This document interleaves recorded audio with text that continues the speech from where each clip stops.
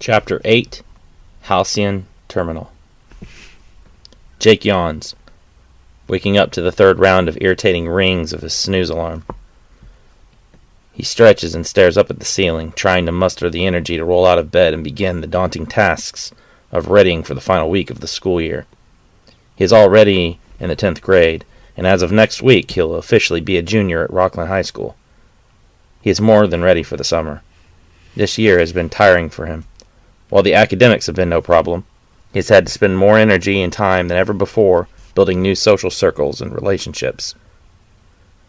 Many of the boys he considered friends in elementary and junior high school suddenly became parts of other social cliques and became distant.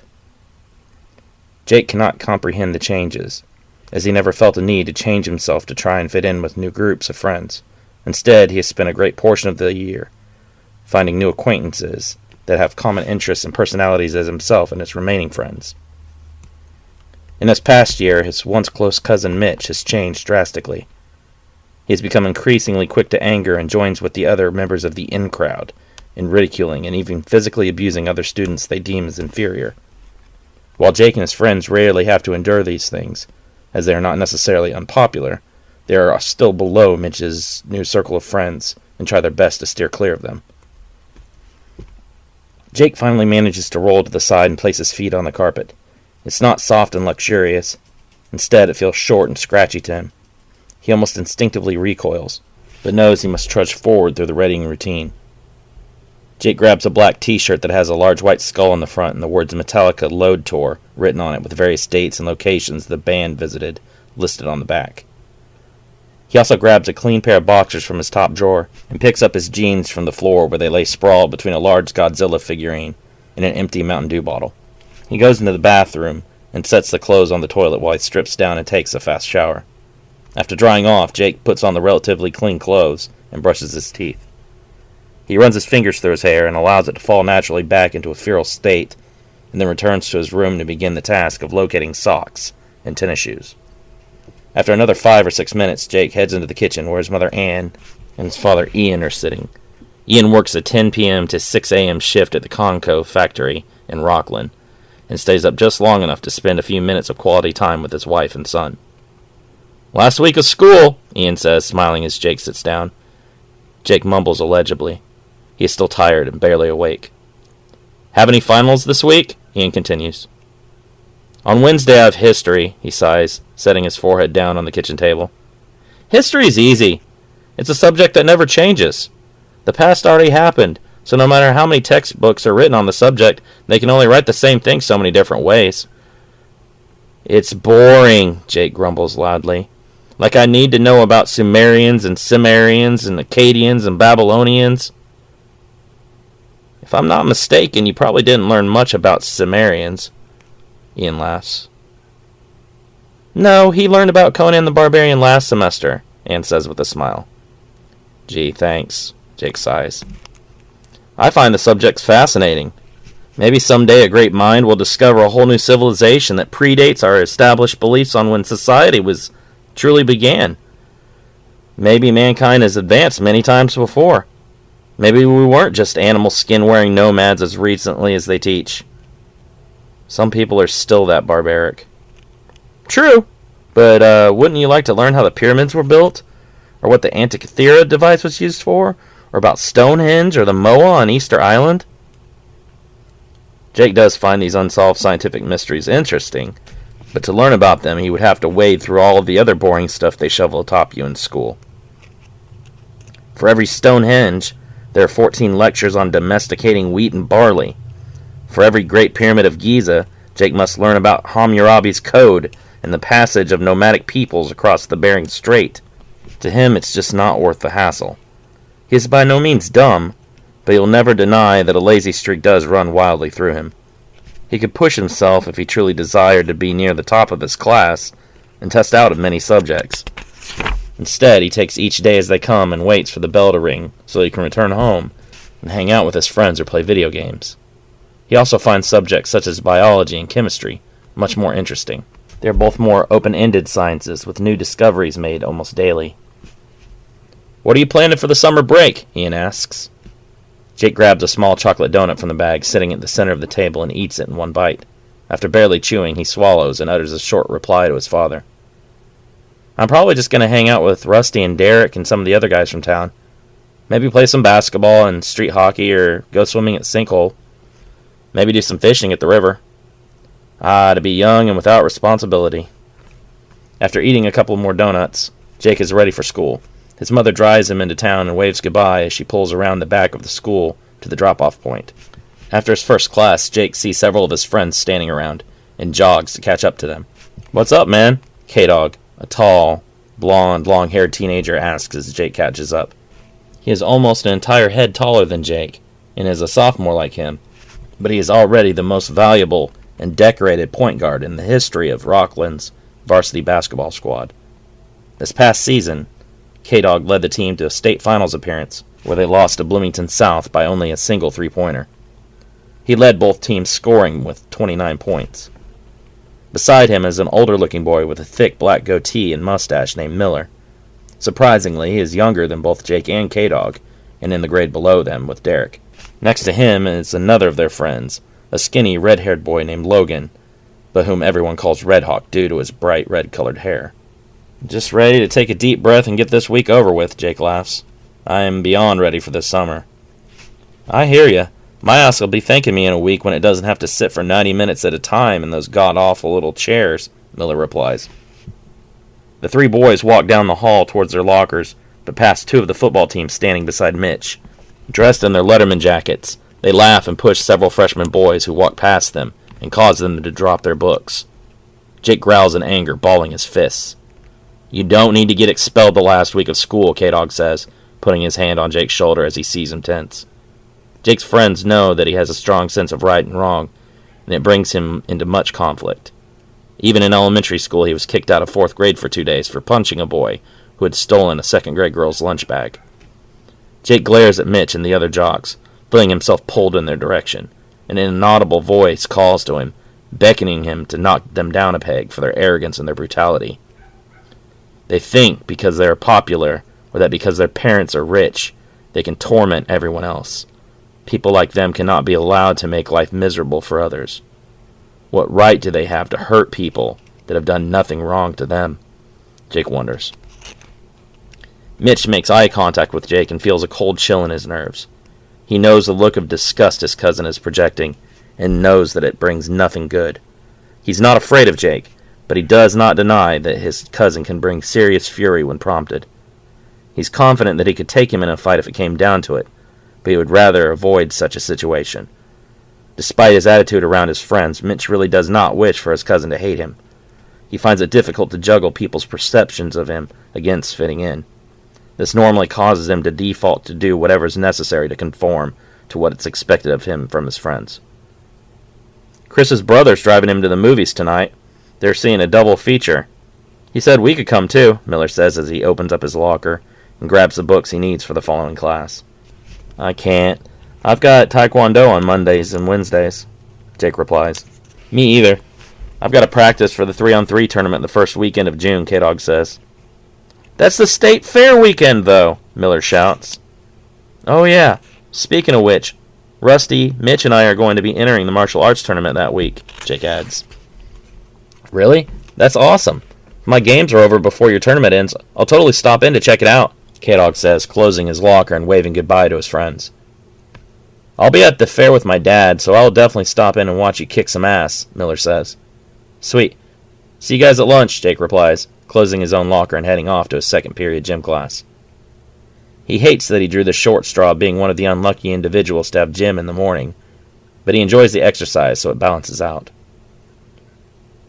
Jake heads into the gym and sees that the upperclassmen and their instructor are preparing to go outside for class and play baseball. Their teacher is the football coach, and most of his athletes take him for an easy A. Jake's teacher, however, is a short and angry woman who yells a lot. Jake doubts she has ever actually done a high school sport, but he doesn't dare express it out loud. The woman exudes an aura that instantly induces submission and fear. She lines her students up, takes attendance, and then tells them to run 10 laps around the gym. When they are finished, then they can go outside and join the upperclassmen in a baseball game. Jake breezes through the laps well before the rest of his class, and heads outside where the upperclassmen are already beginning to divide up. Most of the seniors are on one team, while the other is mostly the juniors. Jake assumes that the seniors will take very few of his class onto their team, which will result in a lot of people sitting down and not participating. Jake, however, does not have to endure the rejection. As soon as he emerges outside, a friend of Mitch's from the football team tells him to join theirs. Most of the upperclassmen acknowledge Jake's athletic ability, despite him not being overly large or muscular. They manage to get in 2 short games, both times the senior-dominated team shutting down the other. Jake hits 3 times, with only his third being caught. The first 2 he gets to second base and brings in 1 and 2 runs respectively. Jake is brought home the next play on the first round, but has to steal third and wait on the second before scoring. While on second base, Jake contemplates staying so that he can continue to stare at the alluring rear view of the other team's pitcher, a senior girl named Lindsay. Her golden hair pulled up inside of her baseball cap, and her tight workout shorts makes her a sight worth looking at. But Jake tries not to be too obvious. Despite not being classified as a loser, he still finds it difficult to function around the ladies properly. It's not that he freezes up or acts like a dork or anything. It just seems that the circumstances always align against him in this endeavor, such as in the case of Lindsay. He can look all he wants, but she will not give him the time of day were he to try and make conversation with her. She's already taken, as most attractive girls are, and is dating a college freshman at Indiana University. It's always something like this, Jake believes. He sighs, cursing his timing.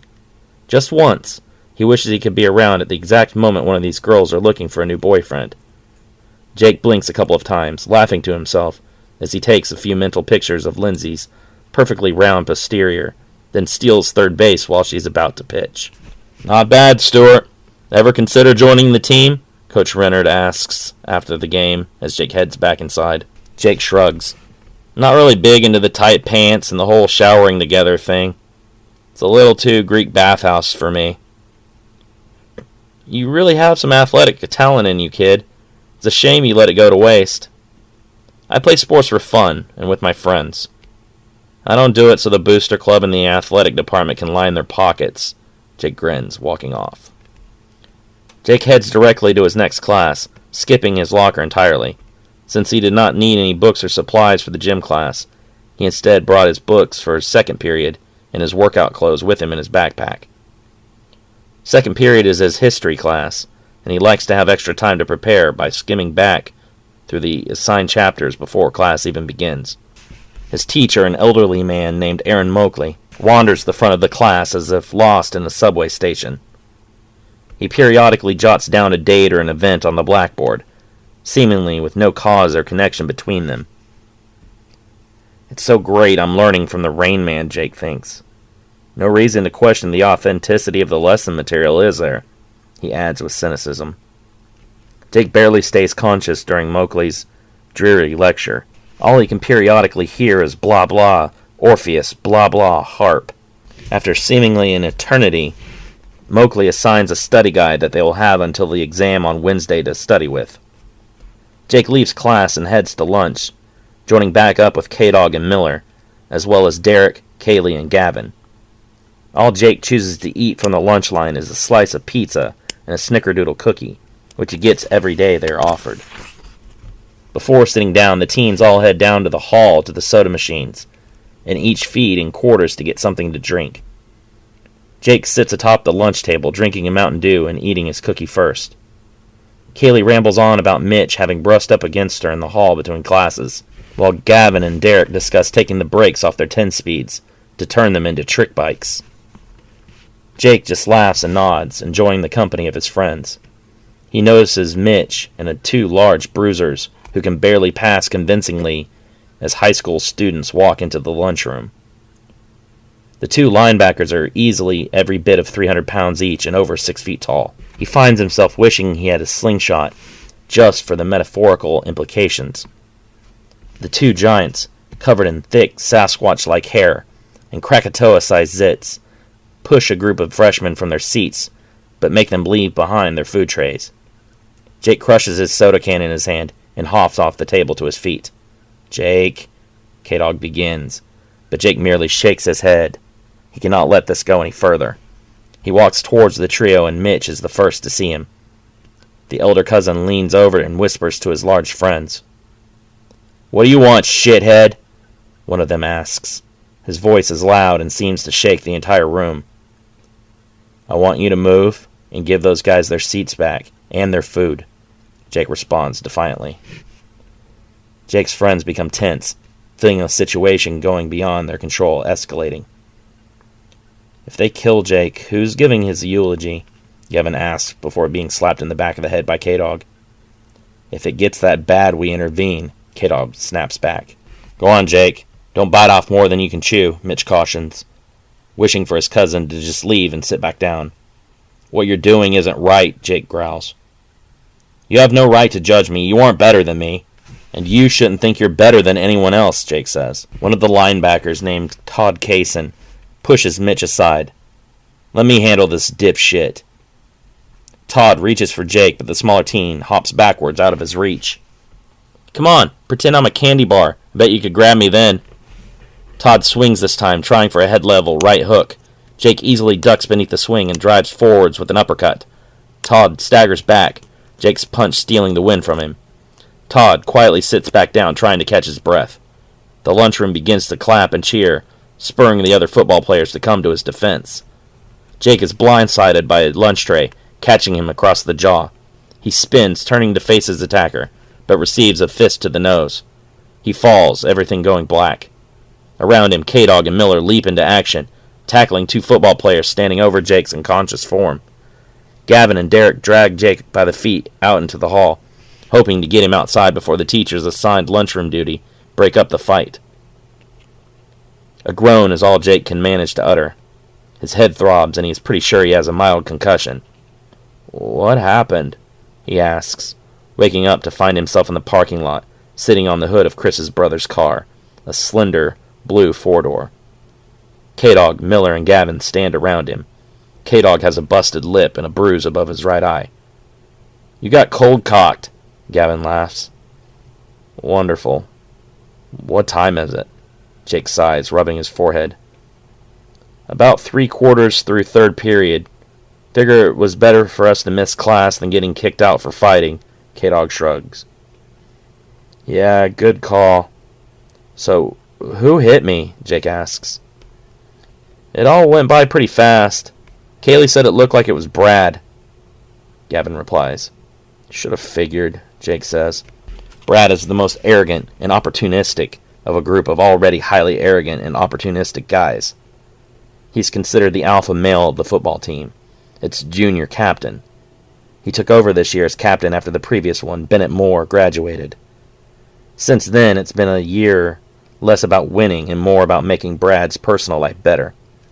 Girls, booze, and stomping on the underclassmen are the only priorities that Brad has, and it's reflected in their season stats. Last year they went to regionals with an 8-1 regular season record.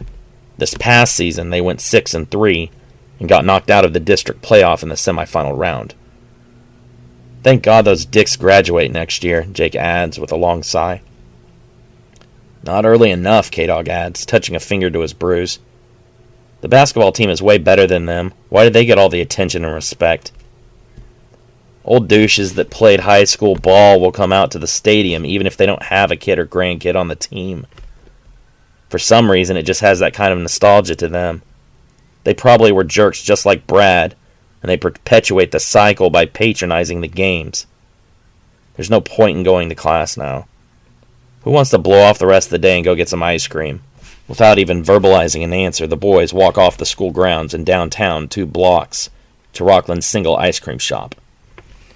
As they wait in line, Jake feels sorry for the guys who are only a little older than him, running around the kitchen. Not everyone is able to succeed in this world, it seems. Some must fall into place, living a life that sees them paid to serve others, Jake thinks. "If I ever drop out of school and have to work in fast food, please kill me," Jake says to K-Dog. Dignity and pride are worth more than a free dip cone. Later that afternoon, Jake's mother drives him into Bloomington for his Monday Taekwondo class. Located in the county of Monroe, the city of Bloomington is about 23 square miles and 70,000 people in size. They pull up to a small strip mall and enter the door labeled Lightning Taekwondo. Jake removes his shoes and his mother tells him that she'll be back in 2 hours. He walks along the wall to the back of the room, trying not to disturb the instructor's current class. The current class is a group of about 20 8 to 12-year-olds. Jake changes his clothes and into the white uniform for the class, and ties it together with a purple belt. This belt signifies the third level advancing in the class, going from white to yellow to purple, and then blue before finally reaching brown and black. Before advancing to each new color, stripes of black electrical tape are wrapped around the ends of the belt to indicate stages within each color, typically 2 to 3 stripes before a new color belt. Jake has 2 stripes on his purple belt, close to advancing to blue. He stretches out for a while, waiting for the younger age class to finish up. Their tiny shouts echo through the room, and Jake smiles, wondering how many of these kids will continue training, and how many will lose interest before adulthood. The instructor is a lean, but still very muscular black man named Alonzo Baker. He's a second-degree black belt and an ex-Marine. Jake likes the man. He's disciplined, and doesn't allow his teaching to be over-commercialized, like some of the other area dojos that just call themselves generic karate. He does realize, however, that Taekwondo is only a small step above these karate schools in that regards, and wishes that his instructor would teach something more specialized like jiu-jitsu. After running over their punching, kicking, and blocking drills, the students kneel in a row, while Sensei Baker refreshes them on their kata. Each student is expected to run through a very specific set of kata per their level with minimal error before the group is dismissed for a quick water break. When the students return to the floor, they are paired off to get into their protective pads and prepare for some light sparring. Most of the students who have been paired with Jake are unable to land any significant blows, and secretly even Sensei Baker wonders how he would actually fare in a full duel with the teenager. He's never before seen such raw talent and fighting ability in someone so young and untested, and believes that with enough training, he could truly become a great martial arts master. Jake is partnered up with Vashon Demetrius. Similar in size and age, the 2 teens seem to be compatible enough in class that Sensei Baker often pairs them up. Vashon is able to take Jake's punches without complaint, and he often spurs Jake to push himself further than he does against any of the other students. "You ready?" Jake asks, slipping in his mouthguard. Vashon nods, punching his padded fists together. "I'm not going easy on you today, Stuart." Jake grins. "Wouldn't want it any other way." Vashon launches himself at Jake, using a speed that none of the other students can match. Jake steels himself, planting his feet firmly, and hooks his attacker under the arm, just as he throws a powerful right jab. Jake pivots, thrusting his hips up, and throws Vashon across the room. Frustrated, Vashon throws his weight back and manages to land on his feet. As he turns, Jake is already on him with a combo of fast strikes to his padded chest. Vashon staggers, feeling like he's been hit by a car. He drops to a knee, and Jake brings his own knee up towards the teen's face. "That's enough," Sensei Baker says, stopping Jake just as his knee is about to touch the padding just above Vashon's eyes. Vashon curses under his breath, and Jake extends his hand down to help him to his feet. Nodding, the teen takes his hand, and they bow to each other with mutual respect. "I'm going to beat you one of these days, Stuart," Vashon says, taking off his pads. "Good. I look forward to the challenge." Jake's mother enters the dojo after time is up, and Jake says farewell to Sensei and to Vashon, who's waiting for his own ride to come.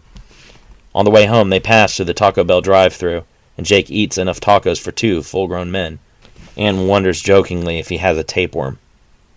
"How was class?" she asks. "I got to spar today, and that's always a plus," Jake replies, squeezing 3 packets of hot sauce onto his last taco. "Did the sensei say anything about the tournament you boys are enrolled in?" "He said there's going to be a lot of tough hombres and that we shouldn't get too cocky, because we'll probably get our tickets punched." Anna's used to having to sift through Jake's responses to find the meaning. No matter the generation, there's always a vast gap between the languages and attitudes due to an ever-changing society.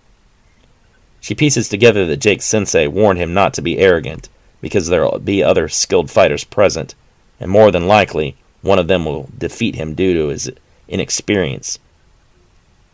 Once back home, Jake stands in his yard, staring at his hands and concentrating deeply.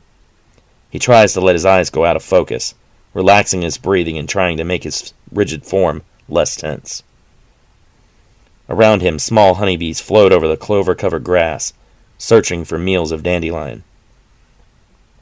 A red-shouldered hawk screeches above, breaking Jake's concentration momentarily and forcing him to begin anew. I have to make myself more aware of my surroundings. I can't let an ass like Brad Henson get the drop on me from behind again, Jake thinks, now trying to slowly expand his awareness outward slightly. He still hears the hawk, but now hears two blue jays shouting at the hawk for coming too close to their nest.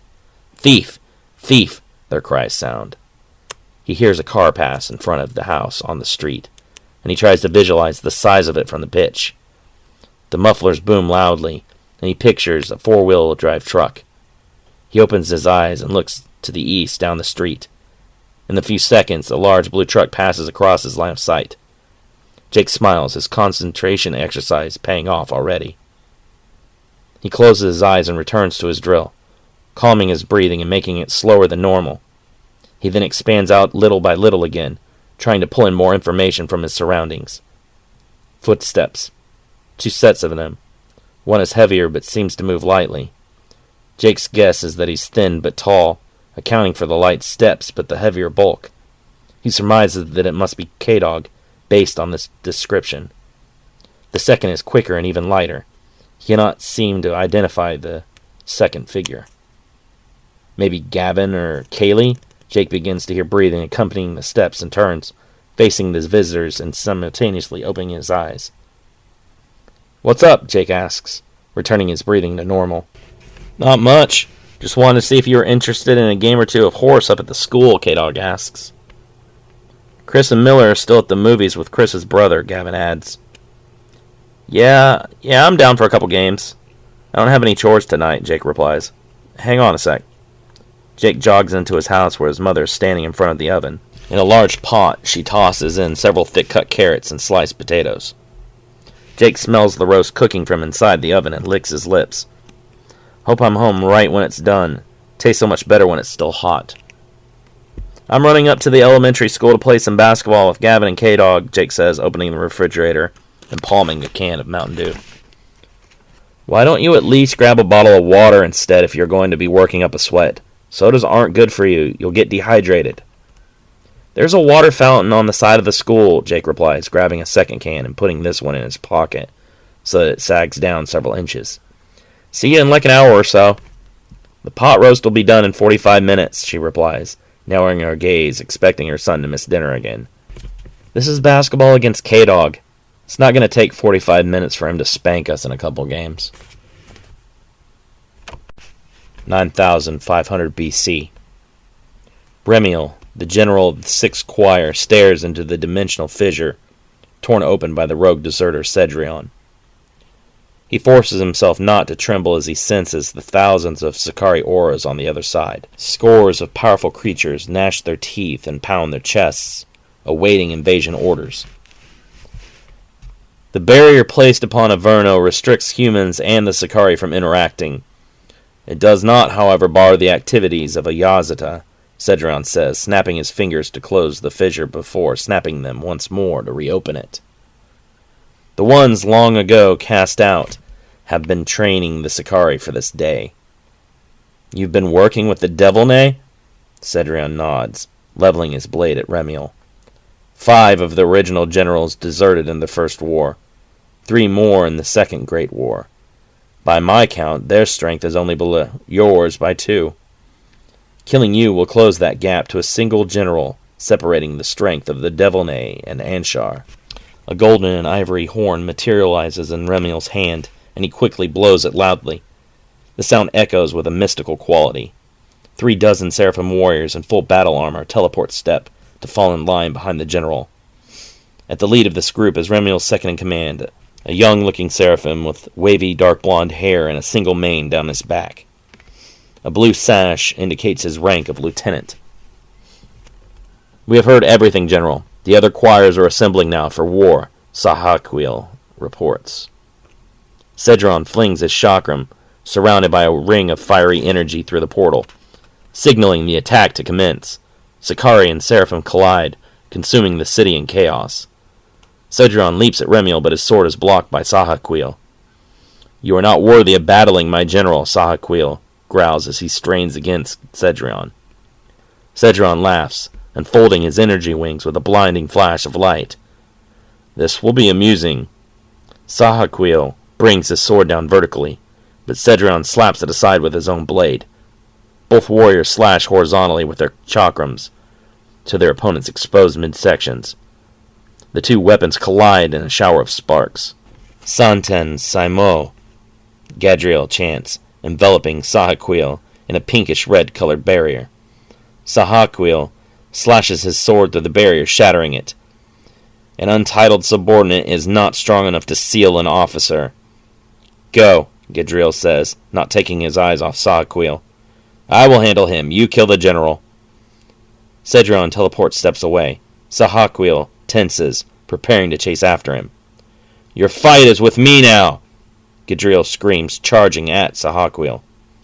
Remiel pivots, swinging his sword around to block just as Cedrion appears with an attack. He can sense where I shunkanido, Cedrion thinks, leaping backwards as their swords collide. "You have overestimated your strength, Captain," Remiel says, rushing his opponent. As soon as Cedrion's feet hit the ground, Remiel is on him with several fast slashes. He blocks with his sword, but the force of each blow ripples through his arms painfully. Cedrion pushes back and swings head level. Remiel punches his elbow, making the swing arc high, and swoops in with his own blade. Cedrion blocks with his chakram, but staggers back from the recoil. Is he correct? Have I really overestimated myself so much? Can I truly not defeat a general in combat? Cedrion wonders, doubts beginning to settle upon him. Jake stares up at the ceiling, contemplating all of the ways he could try to employ to get out of school today. If only he rode the bus as opposed to his mother taking him, he thinks. Many more opportunities open up for skipping school when one rides a bus. You could always walk to the bus stop, then veer off the path and hide, waiting for the bus to leave. Or you could simply approach the bus and then suddenly remember that you forgot an important piece of schoolwork and frantically tell the driver that you'll have to catch a ride with your mother. Neither of these methods will work, however, if your mother is the one who doggedly hurries you to try to get ready, then ushers you into the car before sitting with you for the next 15 minutes on the way to school, and then watching your form until it vanishes through the school doors. Jake sighs, throwing his arms to his sides in defeat. Only a couple more days left anyways, he thinks. I can do this. I can get through this. Jake rolls out of bed and trips over his tennis shoes, planting his face square on the carpet. He groans and reaches back, grabbing the shoes and tossing them in front of him.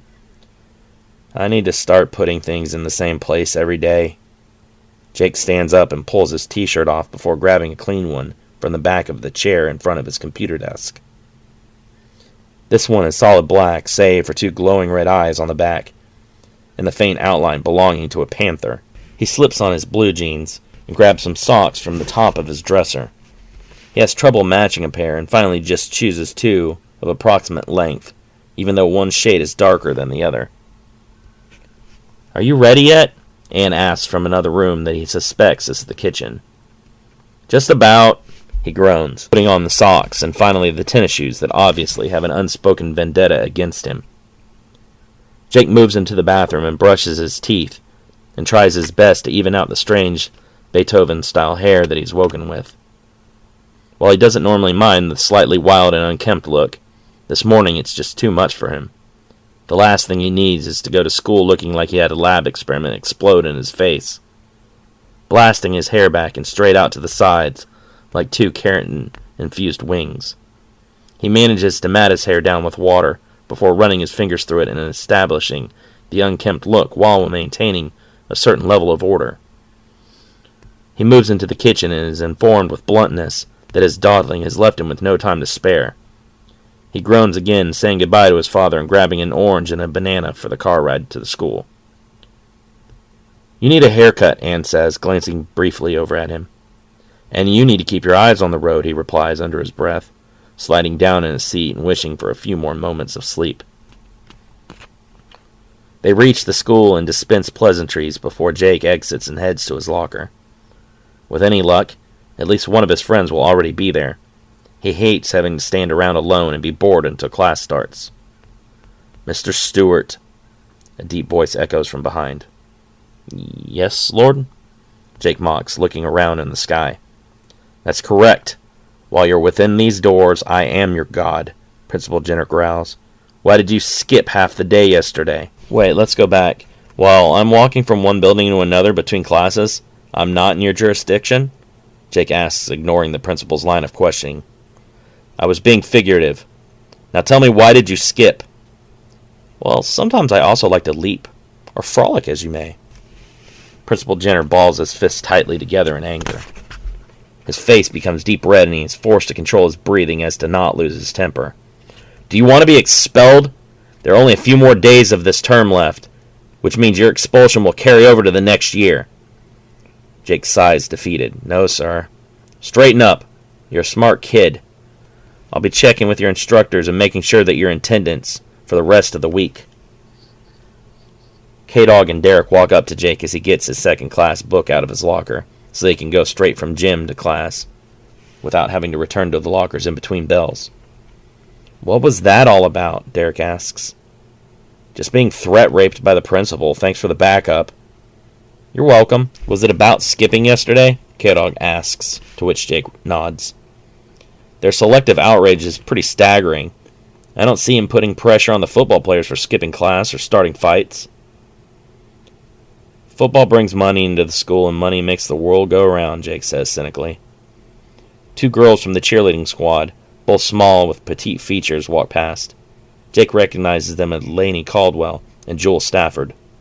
Both are sophomores, but their looks elevate them above the four-tier ladder extending from freshman to senior, and are on the varsity cheer squad.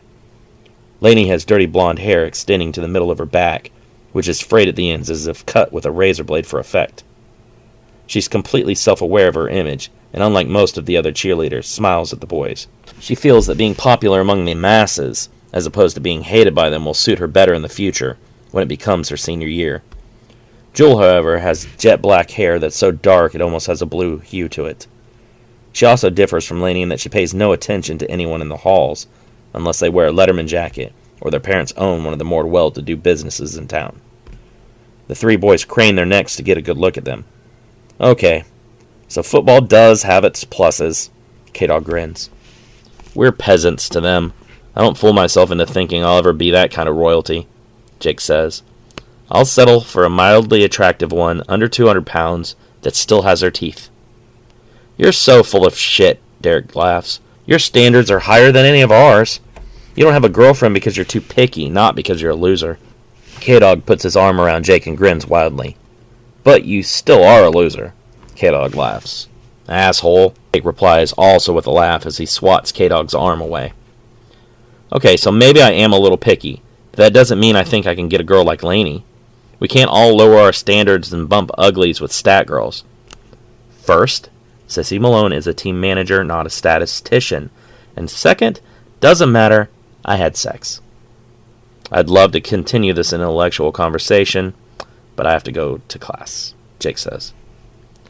"Don't let your guard down. Half the football team is still pissed off at you from yesterday. A bunch of them hang out in gym class, too." Jake nods, taking his caution to heart. He does know that he will have to tread lightly for the rest of the week. He isn't afraid of the football players. One-on-one, only a few of them can really fight well. He just realizes they're pack animals and fight much like lions hunt. While you're distracted with the lead animal, several will rush you from the sides and rear. Not very honorable, but honor loses value if you're defeated. Jake heads over to the gym class and changes into his workout clothes. They're plain and unflattering, but have the same effect as the school uniform would. Everyone wears the same thing, so that no one can really stand out, hence the name school uniform. The shorts are much too short and much too tight. Jake seriously wonders what perverted administrator came up with this choice. He slips on the white t-shirt that has nothing on it, save for blue lettering on the back that says Rockland Raiders. Jake tugs on the bottoms of the red shorts, but they do not give. It's practically a banana hammock, he thinks to himself in frustration. At least I don't have to take gym again until senior year. He leaves the dressing room and remembers why he's glad they chose the gym uniforms. The shorts are just as small and tight on the females as they are on the males. Today we're combining all the classes and playing dodgeball. I've already checked out for the rest of the week, and I can't think of anything else. Have fun, the gym teacher says, tossing a round red ball over her shoulder into the center of the room. Terrific. The one game that becomes a nerd's apocalypse. Poor guys. Jake sighs. Oh well, I'll do what I can to take out as many of the hard throwers early on. The classes divide up unevenly, with most of the upperclassmen on one side again. Jake is offered a spot on the other team as usual, but chooses to turn the underclassmen side of the gym into his own Alamo. He will make a stand and take out as many of them as he can before taking a hit and leaving the game. The last time they played, it came down to just him on his team against only 3 seniors for the other. Jake was hit in the leg by a tall guy by the name of Nicholas Starling, just after catching a throw from one of the others. Nicholas is arguably the best athlete in the senior class that isn't on the football team. Jake takes his place on the front lines and stares at the single red ball in the center of the floor. Opposite him, Nicholas and several of his friends do the same. Jake glances to his side, seeing that the only other brave soul on the front lines with him is a sophomore girl named Regan Taylor. She's slightly butch, more muscular than Jake, but not overweight, and has short brown hair. She glances back at him and nods, both knowing what they must do to win this game. Jake and Nicholas move first, sprinting towards the ball. It seems like Nicholas is going to grab it first, so Jake dives, slapping it back towards Reagan. The girl scoops up the ball and runs as she uses it to eliminate a boy immediately to Nicholas's left. Jake rolls up to his feet and jogs backwards. He had hoped that Reagan would be unable to eliminate Nicholas, but the other boy must have gotten in the way of her shot. "That was your best chance to take me out, Stuart," Nicholas laughs, grabbing the ball off the floor as his teammate moves to the sidelines, eliminated.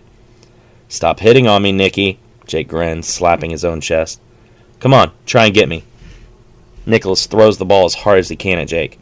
Jake quickly determines that the speed and angle would prevent a successful catch, and he's forced to instead dive forwards to dodge. The next throw is predictable. It's hard and speeds at Jake's chest with power. Jake brings both hands up, catching the ball, and skids back several inches. Without delay, 2 more balls speed at Jake's vulnerable legs. Reagan dives towards Jake, catching one of the balls and using it to deflect the second. Reagan rolls to her feet and pivots, her and Jake both unleashing their throws at the same time. Both balls streak towards the same nearest target, who cannot catch both of them and manage neither. In one rush play, the score is now 3-8. The third member of Jake's team is eliminated, but it becomes a trade-off when Reagan is able to hit the one that threw the ball while in the act of doing so. Jake knows that a trade-off scenario will only net them another elimination and leave him with 6 opponents to face alone. This is when he begins to develop a plan. As the next wave of throws come through, he dodges them while running to the back. He reaches the sidelines where the eliminated seniors gather up the balls, and he leaps up, blocking each inbound pass and stealing the balls back. Jake sets the balls in a line where the opposition cannot reach, and waits for them to throw the remaining 2. Nicholas hesitates, not wanting to be stuck without any balls as a defense against a sudden barrage.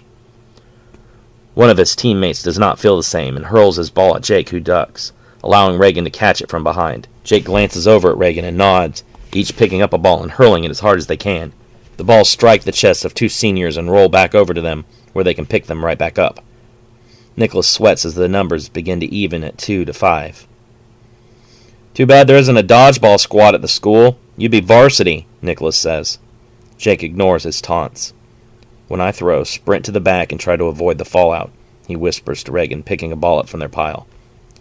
He takes a deep breath and quickly hurls the ball at one of the remaining seniors' face. Jake scoops up a second ball and fires immediately, aiming for the same target. The senior gets the ball in his grasp, but Jake's second ball hits the first and makes it bounce off to the side. Reagan grabs the ball and rushes forwards, throwing at Nicholas, and hopes that it will have the same effect in disarming him. "Wait!" Jake shouts, knowing her plan won't work with someone with as quick reflexes as Nicholas. As Reagan's ball speeds at him, Nicholas switches his ball to his one hand and sidesteps, batting her throw to the ground from above. As the ball bounces, he's able to palm it in his free hand, giving him 2 loads of ammunition. Jake swallows hard, knowing that he'll soon be alone to face the remaining 4 seniors. Nicholas hurls the balls at once, hitting Reagan in the face and right thigh simultaneously, and knocking her off her feet. Jake stands his ground. 3 of the 4 balls have rolled to his side, but Nicholas has grabbed the 4th.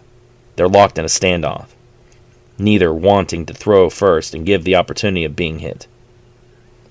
After over 5 minutes of staring each other down, the teacher tells everyone to hit the dressing rooms and change back into their street clothes. "Looks like this one was a draw," Jake says, dropping the ball and walking off. Nicholas tosses his own ball behind his back and laughs. "Guess so." They go into the dressing rooms and change back into their regular attire. Nicholas peels off his t-shirt and uses it as a towel. "How come you never go out for any of the school teams?" Nicholas asks.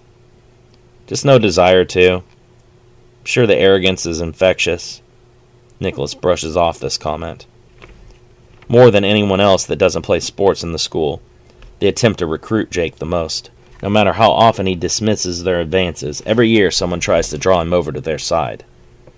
He sees the way most of the guys on the varsity teams treat the other students, and it makes him sick. He would never want to be associated with that kind of activity. Just because someone doesn't fit their definition of popularity, they don't deserve to become the targets of abuse. Everyone in high school's hormones are raging, yet some are able to control it and redirect it into more productive outlets. Jake is angered by those who use their hormones to fuel a self-promoting agenda that brings down the self-confidence of everyone around them to make them feel like kings. "Do you realize how much tail you could get by just being on a varsity team?" Nicholas asks. "What do you care? You're graduating this year. And I hate to see all the talents go with my class. The school has to maintain a reputation. Each class should strive to do their best to keep that reputation intact. I really don't give a shit how the school's athletics are portrayed. If they're good, they're good. If they suck, they suck. Someone like you could ensure they'd be good. It would be such a waste for you to go through all 4 years and not lend a hand to the school." "A guilt trip, really? There's nothing you can say to make me feel sorry for all the poor mistreated athletes," Jake says, rolling his eyes and finishing changing into his clothes. "See you around," he adds, grabbing his book bag and leaving the dressing room. Jake exits the gym and walks straight to his next class. He tries to stay awake, but the class is, as usual, boring. After class, he meets up with K-Dog, Gavin, and Miller in the cafeteria for lunch. "Nicholas said he tried to talk you into playing sports again next year," K-Dog laughs. "You guys can keep the fame. I'd rather have my soul and my self-respect." "Self-respect doesn't get you the females." "Maybe not, but I guess I'll have to live with that." "Don't know why Starling even bothers with you," Brad's loud voice says from behind. "We wouldn't let a squirt like you on the football team in a million years." "Funny, that must be why I've been asked to try out for the team for the past 2 years. We're going to be the seniors next year, and we would never stoop to begging a piece of shit like you to join. We're going to be awesome with the team we have." "Yeah, have fun with that." "You need to learn your place, dipshit. We own this school. We aren't going to be as tolerant of your smart mouth as the seniors of previous years." Jake balls his fists and grinds his teeth together. As much as he tries to control it, he does have a short temper, and it doesn't take long for one of the football players to get under his skin. "Are you clenching your fists at me?" asks Brad. Brad rushes Jake, throwing a right hook. Jake slides off the table and beneath the swing, kicking his opponent in the knees and making him fall forwards. Jake moves to his feet in a single motion, pivoting and delivering a solid kick to the back of Brad's head. "Why do you even bother trying to fight me one-on-one?" Jake asks as Brad slowly stands up, his mouth full of blood. "Do you avoid tackles like that too? No wonder your face is so fucked up. You eat more dirt than an earthworm." "Look out!" K-Dog shouts. Jake turns, his face catching a grazing jab from Todd Kaysen. He staggers back, his cheek already swelling. The blow, luckily, isn't enough for him to lose consciousness, as he had the previous day. He raises his arms in defense and slides his feet into a light stance for maximum mobility. "No more cheap shots," Jake growls. One of the teachers on lunchroom duty walks between the teenagers and points towards the main office. "Both of you, now!" she shouts, stomping her foot as an exclamation point.